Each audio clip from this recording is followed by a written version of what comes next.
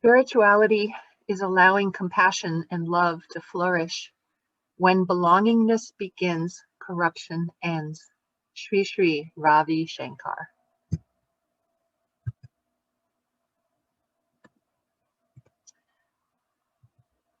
All right, so today we're in Module 1, Week 4, Pouring Out Stress for All, Moving Towards Systemic Change. And we'll start out, as we usually do, with tuning in, checking in about last week, and then today's material, and whatever we have time for in between, we'll always end with love. Even if we don't have room for anything else, we'll always end with love. And now let's light our container for grief. So if you have a candle,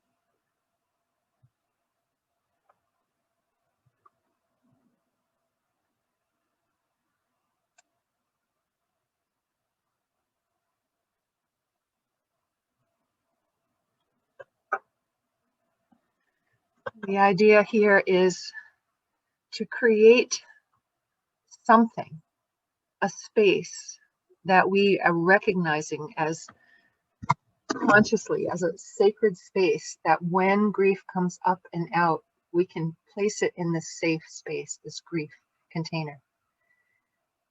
That we're not alone, that the container is holding everybody's grief and it can handle it. And we can be in this container or put our grief into this container and feel safe about that. And we're building up this ability to be able to grieve and to be able to put it into the container. Every week we're building ourselves up toward this idea of when we get rid of stress, when we heal trauma, when we accept loss, that what bubbles up after that is grief. And we just want to allow that. We want a safe place to let that be so we can allow grief. So we're creating this container between us. The flame is causing the airwaves to move. And I know I've said this before, but I like to just say it because every week we say it, it kind of deepens the idea, the concept, that we're causing this ripple effect in the air and that our candles are eventually going to touch, and we're creating this container between us. And the more people who are doing this, the more we're creating this worldwide container where at some point maybe the whole world will have a container where it feels safe to put grief. It feels safe every day to put our grief in this container. So today we're going to start with a tuning in as we usually do. So get yourself in meditation mode, sitting up with maybe your feet on the ground or cross-legged, whatever is comfortable for you. And maybe close your eyes or soften your gaze so that you're more tuned in than out. And maybe think about a little hand coming from above and just gently holding your head and lifting your head up so your body feels a little more straight. You can feel like your head is a helium balloon too, that's lifting up out of the body, and the string is hanging down, and the base of the string is tethered to the earth. And the balloon is kind of waving up above it. Feel your seat on the seat that you're sitting on, your bottom on the seat that you're sitting on. And imagine that that seat, when it was first created, was created for the sole purpose of holding you. So allow yourself to be held, to drop down into this safe, stable, strong, secure seat below you.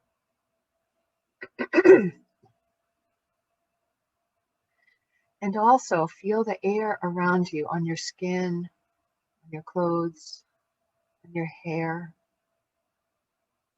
on your hands, on your feet. And know that you're being held in that air also.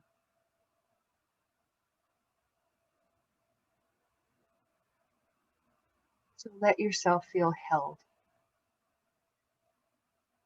in this energetic field that we're breathing in and out of.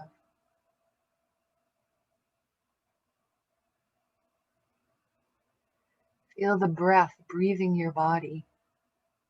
Feel that energetic field coming in and out.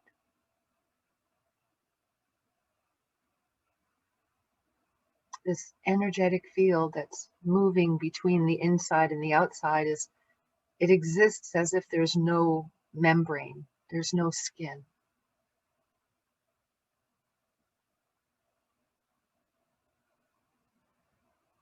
And it exists for all of us. We're all breathing in and out of the same energetic field. It's inside of all of our bodies. It's inside of plant bodies, in other animal bodies. It's inside of the water and the air and the earth. And we're all part of it together.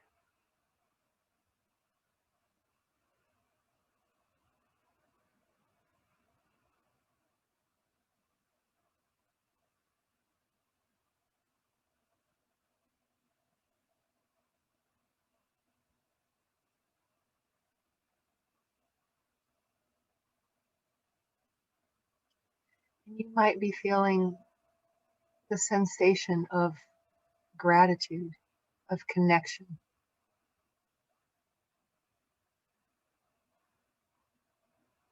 of love.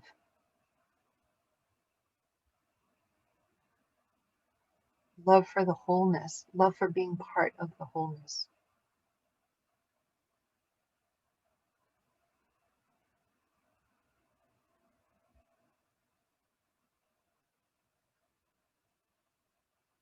And as you start to open your eyes and the inner vision and the outer vision start to come together, bring your insides with you.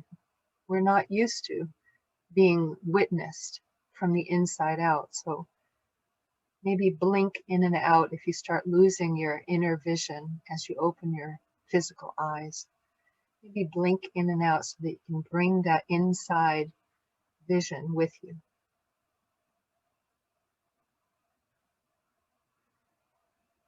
And I invite us to be witnessed from the inside out.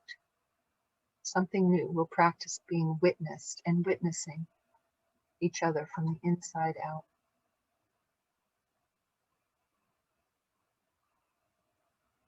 And when your eyes are open and you start to come into focus, just look around behind you, above you, below, in front.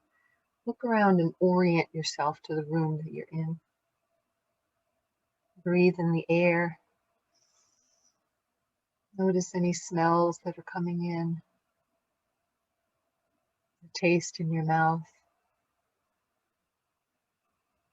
The sounds that are immediately around you and maybe outside your space.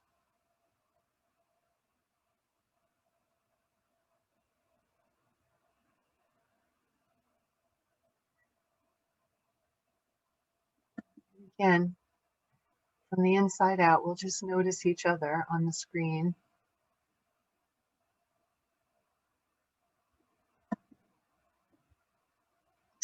And we're going to break out into our dyads and use our formula.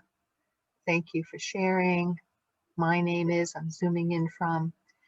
And then just a little bit, like 2.5 minutes each of my experience this week with the BGSA material with my partner has been. You can just look at each other with all the love in your heart that you have while I'm doing this.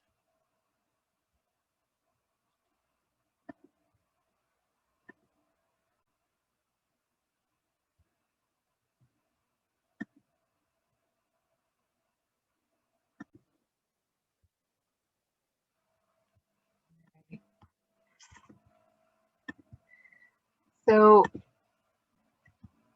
I would like to introduce Dan, who's going to introduce us to a way of taking a breathing break and an eye break from the screen. Dan, would you take over? Yeah, sure. I'm going to talk through 3 steps for this break. It goes pretty quickly. And this comes from lessons from the Tai Chi world. So the first step is to correct our posture. So to lift our shoulders up and back and down. And when we lift our shoulders up and back, we can imagine we're holding a grape between our shoulder blades and just kind of squeeze that grape there. Let our shoulders come down, but just hold that grape for a minute. Okay. And that's the first step, is just to correct the posture. And holding that grape really helps square our shoulders. It's good to have the shoulders be down and relaxed also. So after we correct the posture, the second step is to, we've checked our posture, now we check our breathing and restore relaxed breathing, belly breathing.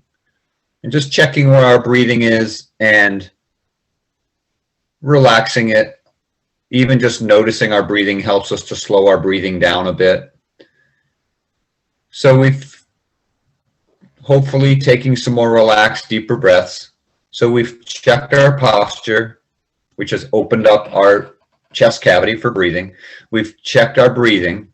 And then the next thing, before we have a brief moment as a break, is to just check our choices from a place of self-compassion. You know, what do we need? To use the bathroom, a glass of water, how to walk away from the screen. And I don't know how long Ami wants this break to be. I know I need to go take care of myself and I will be done for the day after this little break, but I wanted to just guide you through those three choices of correcting the posture, checking the breathing, and then checking our choices from a place of self-compassion. All right, thank you, Dan, so much. And Dan has a pond hockey game right now, right? So you're gonna I do. beg out a little early, but thank you for that. And thank you. Yes, sure. And for the rest of us, thank you, Dan. For the rest of us, why don't we just Welcome, thank you. Why don't we take an in-room break? So we'll just stand up. Stand up. And breathe your arms up in the air. Leave your arms up as we exhale the shoulders down. Inhale into your ribs wide. And hum down. Then close your eyes and we'll do it again. Inhale up. Exhale the shoulders down. Inhale the ribs wide. Exhale and hum down. One more time. Inhale up. Exhale the shoulders down. Inhale the ribs wide. Exhale and hum down. And just while you're standing up, just take a little stretch. Move your body however it wants to move. Wiggle your spine like a snake.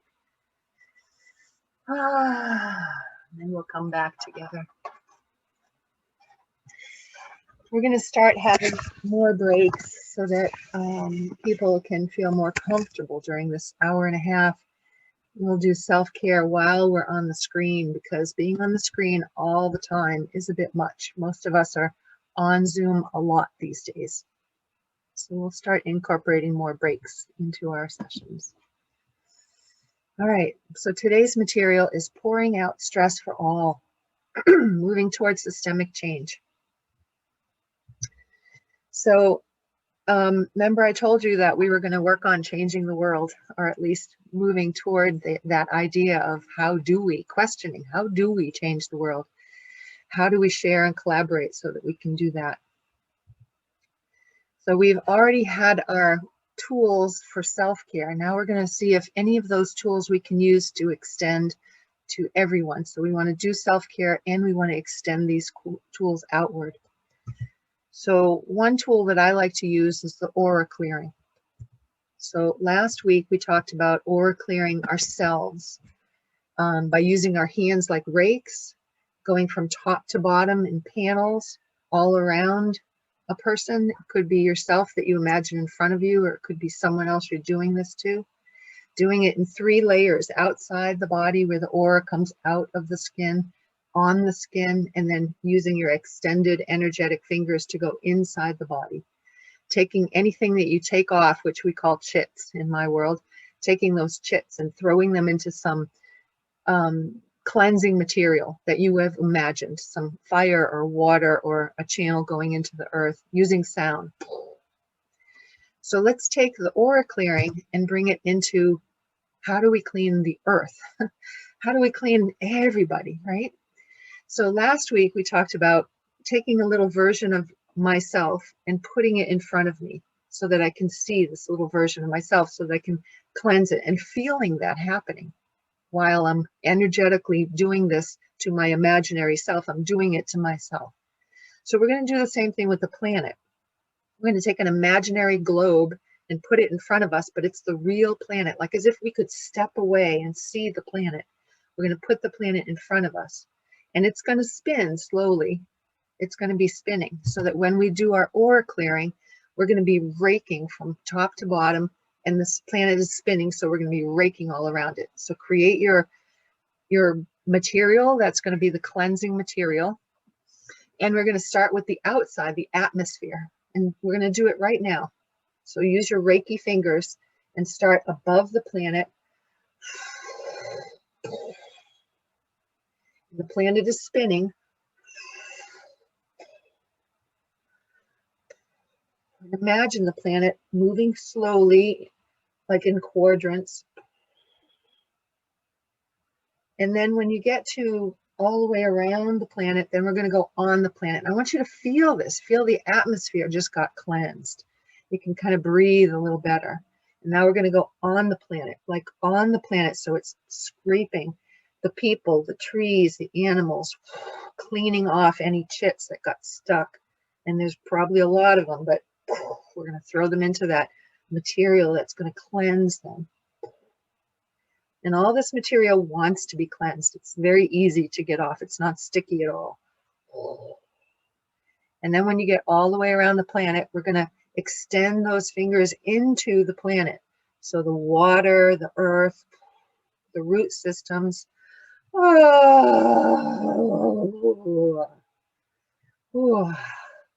And feel this in your own body, in your own air, under the ground that your feet are on right now. So we've just cleansed the earth. And now we're going to do a little bit of strengthening. So here's the planet in front of us. And we're going to do this in, say, two sides of the earth, not hemisphere top and bottom, but hemisphere one side and then the other. So imagine that you have your two fingers, your two strengthening fingers, and you're pointing to above the earth. And we're going to ohm all the way around in a clockwise fashion. Om.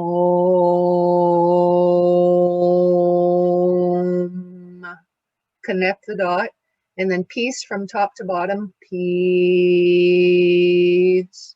And then left to right. Peace. And then the planet's going to spin to the other side. Same thing. Om.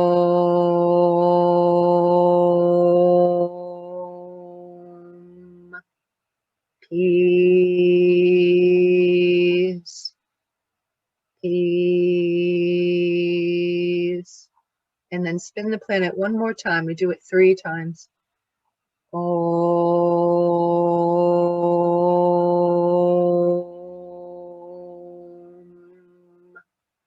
Peace. Peace. So that's an energetic way of feeling like we are doing something for the whole planet, including ourselves and each other. So now I want to talk about systemic degrees of stress. We had been talking about stress, pouring stress out, self-care. Now we're going to talk about the stress that collectively people feel. So there's the stress from our culture being very fast, faster than is normal for an individual human being to walk through life. It's going much faster than we normally should be moving. And then there's the internal stress of baggage that we carry, that we give each other. You know, things like guilt, depression, anger, fear, shame. And then there's the stress from groups of people. Like as we get older, we live in a young culture and we feel the stress of aging and maybe becoming invisible. The stress of having darker skin, because especially in the United States of America, but everywhere on the planet, darker skin is thought to be, less than for some god-awful reason.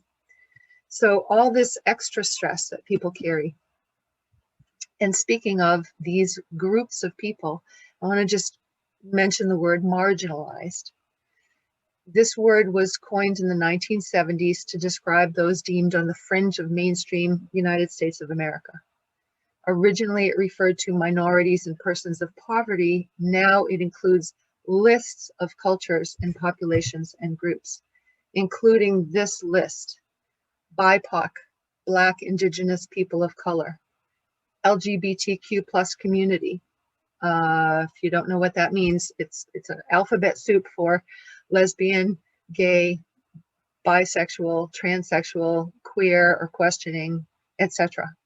Someone who's basically not heterosexual and born into the gender that are feeling comfortable in the gender they were born into.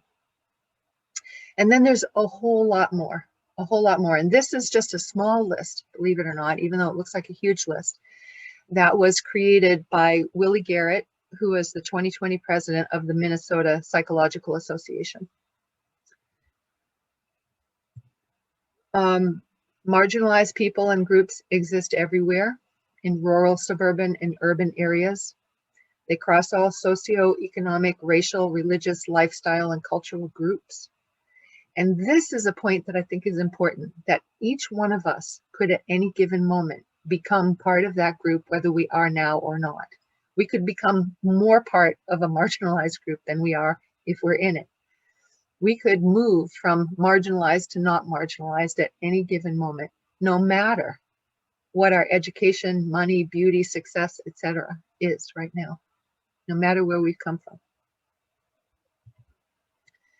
In rural and small communities, marginalized people have extra challenges, like resources are limited. People are often required to travel to another area to get resources that are limited. People may feel more isolated without identified peers or role models because it's a smaller community. There's less people to maybe have more people like yourself. It's more challenging to avoid scrutiny and stigma. It becomes even more important to have privacy and confidentiality, and it gets hard because everybody knows each other. People often suffer in silence under the social pressure to conform and often resort to harmful behaviors. Yes? Anyone relate to this? And families, this is unfortunate but true, families usually don't know what to do because this feels like an unsolvable issue. And the community, it's like you don't want to tell the community that you have a problem because there's this shame and consequences from showing yourself or showing your family member. So it becomes even more isolated in an isolated area. The effects of marginalization on people are huge. So because people are who are marginalized or denied involvement in mainstream economic, political, cultural, and social activities, they may experience, and they do experience, disparities in many, many realms: healthcare, employment, legal rights, housing, access to services. People who are marginalized feel silenced, ignored, and invisible while enduring discrimination, violence, social stigma, and assault. People who are marginalized are more vulnerable to abuse by bullies and predators, exploitation and mistreatment by people from caregivers to professionals. People who are marginalized feel an incredible amount of stress, anxiety, anger, and depression is common. And when someone who is marginalized feels the inability to protest effectively, then those are folks who may become involved in civil unrest and violence. So it's easier to understand why there's civil unrest and violence if you come at it from this perspective. So now we want to talk about privilege. The best way to help end exclusion and isolation is to educate ourselves on the privileges that my own group enjoys. If you have it and don't think about it, it's a privilege. So we're going to stand up, breathe, and stretch, and then we're going to do an exercise together while we're standing.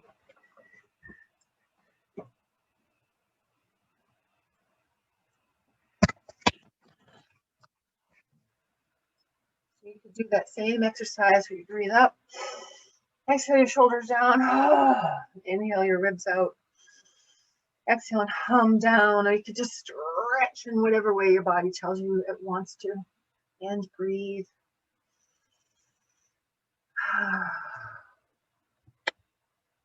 And while you're doing that, I'm going to start to talk about the privilege walk. Some of you may or may not heard of this or done this, but stay standing up. And we're going to do something called the privilege walk. Now, if we were in the same room together, we would probably be in a straight line holding hands. So you're going to have to use your imagination, and maybe we'll look at each other, you know, as in those little squares as best as you can, whoever you can see. If you're in gallery view, you'll see more than me. So if you can sort of look at each other and see as people move forward and back where you are moving forward and back, and then notice other people moving forward and back as best you can. It's a little hard on Zoom. So get all the way to the back of the room, as far back as you can get. And I realize that people are in fairly small spaces, and so when you take a step forward or back, you know, make them fairly small, but enough to be significant. Maybe do a little self-care, maybe touch yourself, give yourself a little massage, breathe and hum. You might want to come back, and as we share, you might want to do a little journaling. Use your Alexander technique, like what Daniel was saying, you know, to get yourself to have a nice position in your body and feel aligned, lengthen, widen. Might want to name emotions in your journal. So I'm going to stop sharing in just a second. We're going to have a group discussion, a little bit different today. And we're going to ask these kinds of questions. What did you feel like when you were stepping forward and back? What did you feel like when you ended up in the place that you were in? What were some factors you had not thought of before? Do you better understand what your privileges are or where you feel marginalized? How does understanding these things help with self and with others?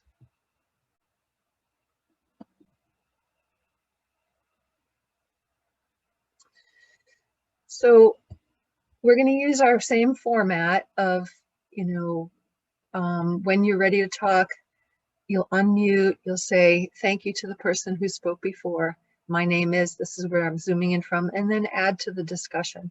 And when you're done, mute, and the next person will know it's their turn, whoever wants to pop in. So whoever wants to pop in first.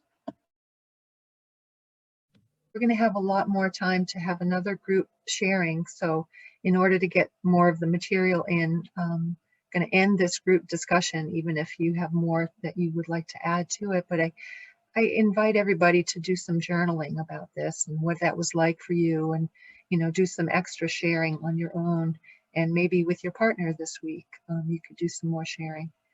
One thing that I want to say, that we don't get to see this when we're on Zoom, but one thing that I find interesting is the person who gets closer to the center cannot see the people behind them. So that's just something to think about, that the more privilege we have, the more we don't realize others who aren't as privileged. Yeah. All right. So I'm going to go back to sharing the screen.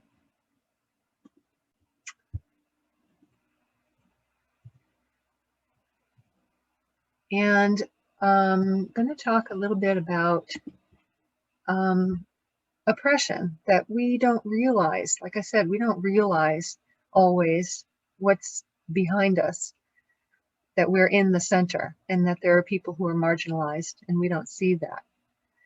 So there's a comfort zone where we feel comfortable. Those of us who have more privilege usually spend more time in the comfort zone. Those who aren't spending as much time in the comfort zone, we don't necessarily know that they're there. And so we automatically become the oppressors when we are involved in a culture that allows for this to happen without realizing it.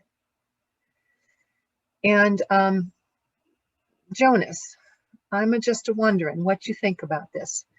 That when we're in our comfort zone, do you think that it would be good for us to kick ourselves out a little bit so that we can be more aware? I'm going to hold up a sign to give my answer. So if you want to shift the screen so you can see my screen as well, this is my answer. Yes. Okay. I like that answer. And do you think that it's okay for us to kick ourselves into the danger zone? Into the danger zone? Yeah, where it feels dangerous. It's not constructive discomfort. It's more like a danger. No. Okay. All right. And what about those who are oppressed? Who do we want to open up a door? We want to figure out how to open up a door to get them to spend more time in the comfort zone. Yes. Yeah. Yeah. Yeah. Absolutely. Maybe. Yeah. I think always. Yeah. Okay. All right. And do you think it's okay for anybody to ever go into the danger zone? Never. Never. All right. All right. Thank you, Jonas. I agree. So what does it mean to be an ally? Or what does ally, the word ally, mean? So it's a Latin verb, which is interesting. It's not a noun, it's a verb. It's an action, meaning to bind to. When a person who is not a member of the underinvested and oppressed communities they support makes a concerted effort to better understand the struggle of that group or that person every single day, they become an ally. When a person who recognizes their privilege chooses to be a powerful, supportive voice alongside the oppressed voices, they become an ally.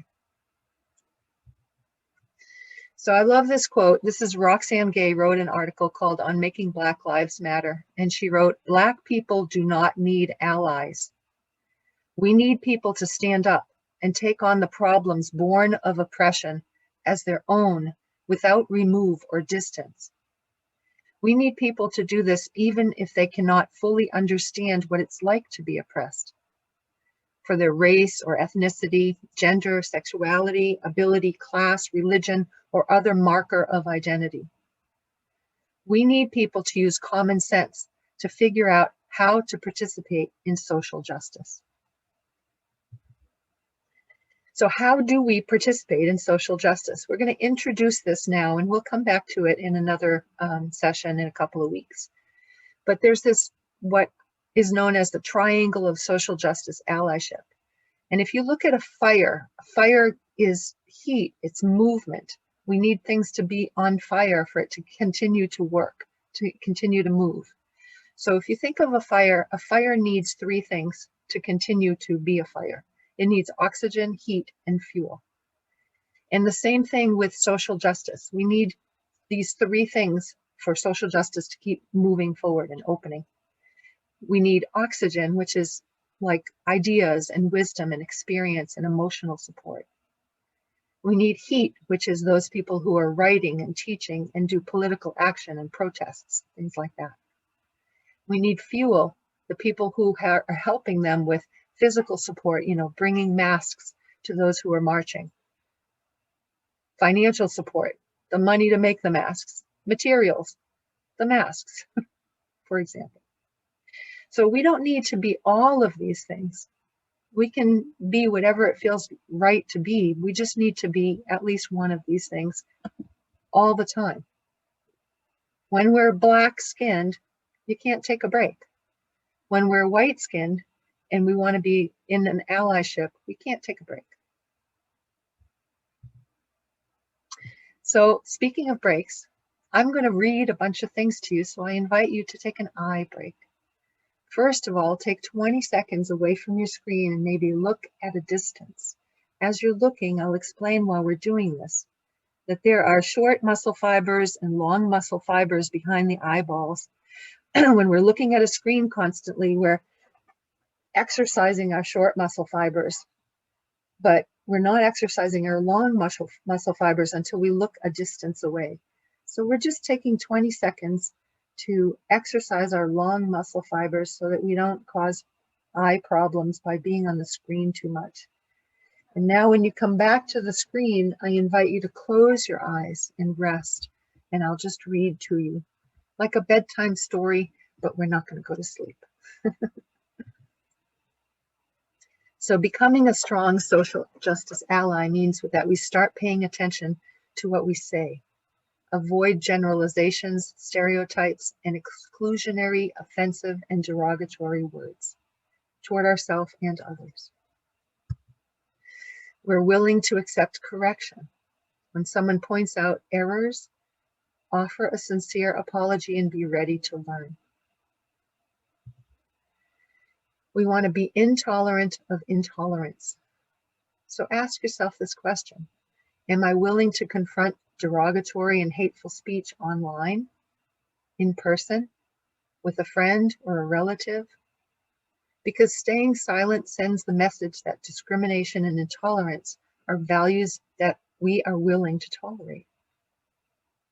So when you come back to this slide later on your own, I've put a link to how to interrupt bias by calling in and calling out, when to use calling in and calling out. For example, we want to call somebody out when we need to let someone know that their words or actions are unacceptable and will not be tolerated. We want to call someone out when we need to interrupt in order to prevent further harm. We want to call out when it's likely that it will likely feel hard and uncomfortable, but necessary, and to allow us to hit the pause button and break the momentum. We want to call in when there's an opportunity to explore deeper, more meaningful conversation together, to find a mutual sense of understanding across differences.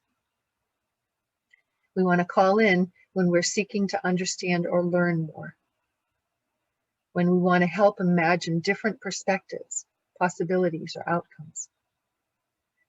Calling in provides for multiple perspectives and encourages paradigm shifts. Calling in focuses on reflection, not reaction. Calling in is not a suggestion with an uptick like, don't you think you should? So when you check out this link, there are some great questions that help you to know how to do calling out and calling in. And you come back to the slide later. You can close your eyes again if you want. Being a strong social justice ally means that we seek out marginalized voices and perspectives. You can go online, look for activists, bloggers, authors, artists, and other voices from marginalized communities. Their personal stories and experiences will greatly inform your point of view. If you have the opportunity to spend time with someone from a marginalized group, your most important job is to listen and learn. And I've put in a few ideas of places that you can check out. Remy just introduced me to someone, Jeffrey Marsh, who's on Facebook. I put a link in to check out Jeffrey Marsh, who is really helpful in normalizing non-binary ways of thinking and being. Rachel Ricketts is someone who I follow. She's an activist, lawyer, and writer. She wrote a book recently that just came out, Healing from White Supremacy. And then I also added a site called 10 Native American Activists You Should Know. I tend to not like to use the word should, but that's the title of this, so there you have it. Being a strong social justice ally means that you can educate your own community. Your voice is most effective in your own group since you're in the best position to confront its stereotypes and misunderstandings, some of which you may have overcome yourself. You have special access to this group as an audience that other communities do not, so use it.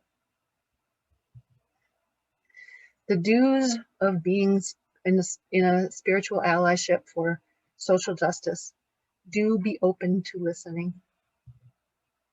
Do be aware of your implicit biases. When you come back to the screen, I put a link to UCSF Office of Diversity and Outreach, addressing bias, discrimination, and help, lots of helpful things that you can look at here. Do your research to learn more about the history of the struggle in which you are participating. I've put together recommended books and films and organizations and people to help move us towards social and racial justice. You can check out this list later. Do the inner work to figure out a way to acknowledge how you participate in oppressive systems. Rhonda McGee wrote The Inner Work of Racial Justice. Resmaa Menakem wrote My Grandmother's Hands, and it's called Somatic Abolitionism. Just love that. Somatic abolitionism. Do the outer work and figure out how to change the oppressive systems. And we're going to do a little bit of that today. We're going to start that today. Do use your privilege to amplify digitally and in person historically suppressed voices. Do learn how to listen and accept criticism with grace, even if it's uncomfortable. So if you want to open your eyes and look at the screen again, there are some quotes that I find very inspiring. So another one is, do cultivate beginner's mind and get curious. Jonas, do you want to read these quotes? Unmute. Thank you. Yes, first off, I love that Einstein thing. Yeah, question everything. So there's this one, the mind is like an umbrella. It functions best when open. That's from Walter Gropius. The mind is like an umbrella. It functions best when open. And there's this other one, in the beginner's mind, there are many possibilities, but in the expert's mind, there are few. And I'm probably going to mispronounce this, but this is from Shunryu Suzuki. And this reminds me of a meme I saw this week that said, I don't always think I'm enlightened, but when I do, I'm not. Thank you, Jonas. You're welcome. So we want to get curious about this other person who's speaking and their uniqueness, about our inner reactions to them, about the gift of internalized biases uncovered, and about how to transform or release those biases. We want to do the work every day to learn how to be a better ally. We do not want to do this as a part-time job or as a fad. If you're going to step into allyship, it's like putting on black skin. It's there all the time. The don'ts. Do not expect, oh, if you want to close your eyes again, you can. Do not expect to be, or if you want to look at a distance, do not expect to be taught or shown. Take it upon yourself to use the tools around you to learn and answer your questions. Do not participate for the gold medal in the oppression Olympics by comparing how my struggle is just as bad as a marginalized person's struggle. Do not behave as though we know best. Do not take credit for the labor of those who are marginalized and did the work before you stepped into the picture. Really important one. White people tend to do this. We take over. We think it's our mission and we're saving someone and we've done it all. We haven't. Do not assume that every member of an underinvested community feels oppressed. So again, my favorite quotes that I find very inspiring.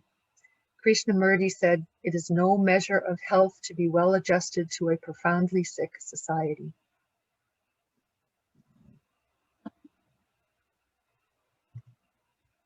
An individual who has not started living until he can rise above the narrow confines of his individualistic concerns to the broader concerns of all humanity. An individual has not started living until.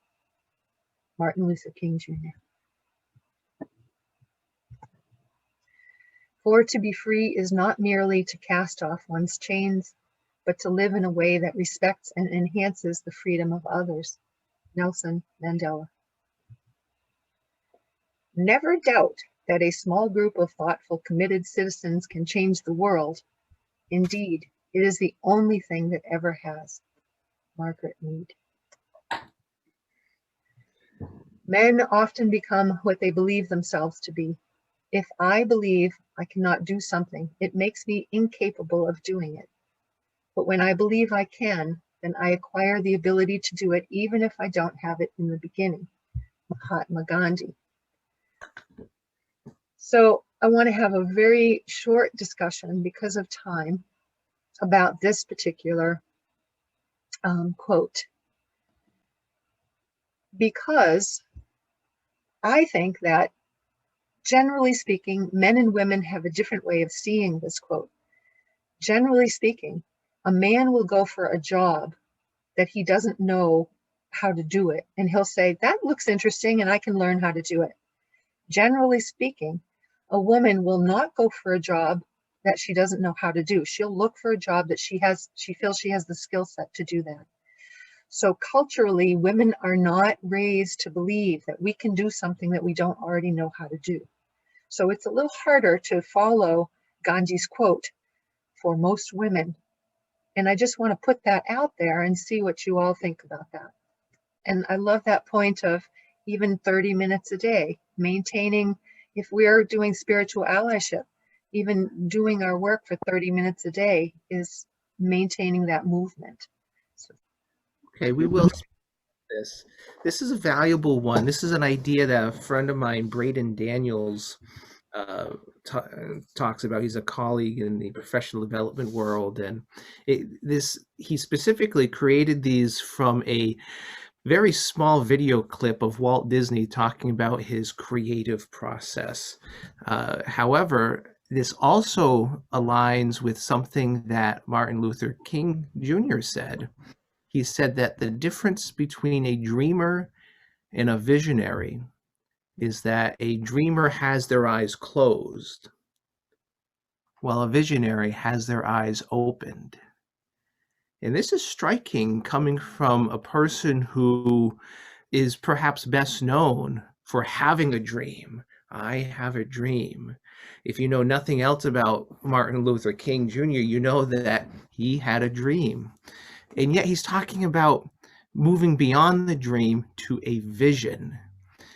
A dreamer has their eyes closed.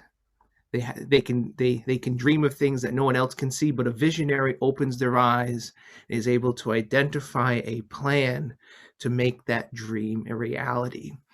And as my friend Braden Daniels would suggest, this vision is created when we have all 5 eyes open. There are 5 eyes: immerse, identify, imagine, involve, and invest.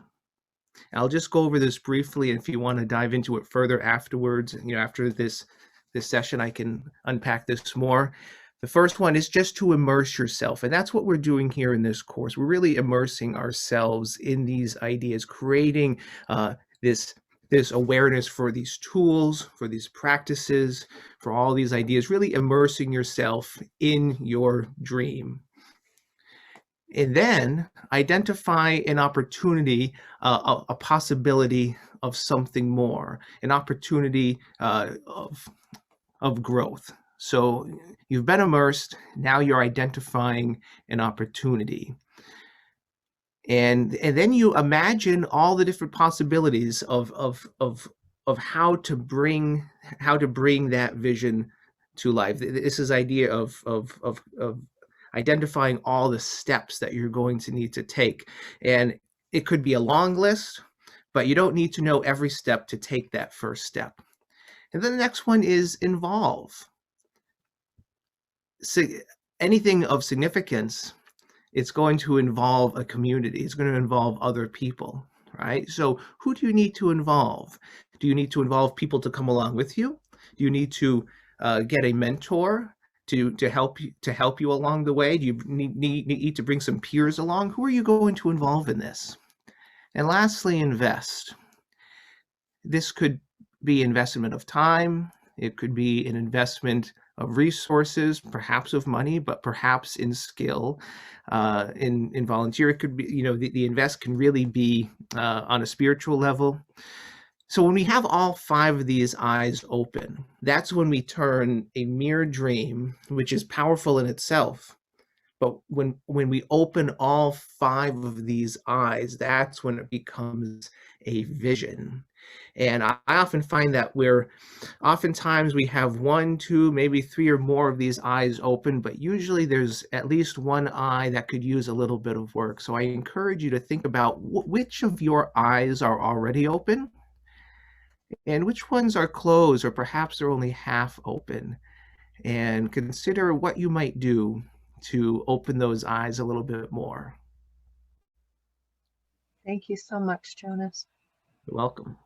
And I just want to show everybody that when we come back in 2 weeks, we're going to come back into the spiritual allyship and for social justice, and we're going to talk about these things.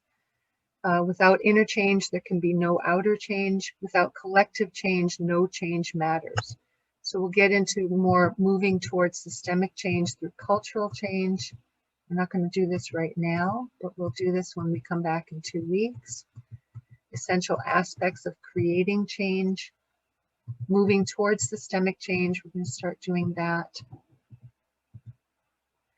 And we'll have big group discussions about that. So next week, when we come back, we'll be talking about we'll be moving into module 2, understanding personal and racialized trauma. And then the week after that, we'll come back to spiritual allyship.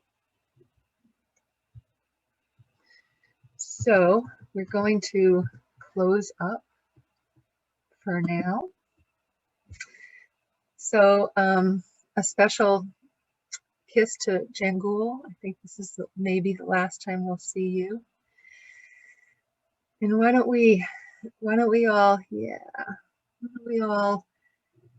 take a few breaths together. We'll do it with our hands so that we can feel the presence of each other breathing. Just take your normal inhale and open your hands. Exhale and close your hands, and then continue that breath.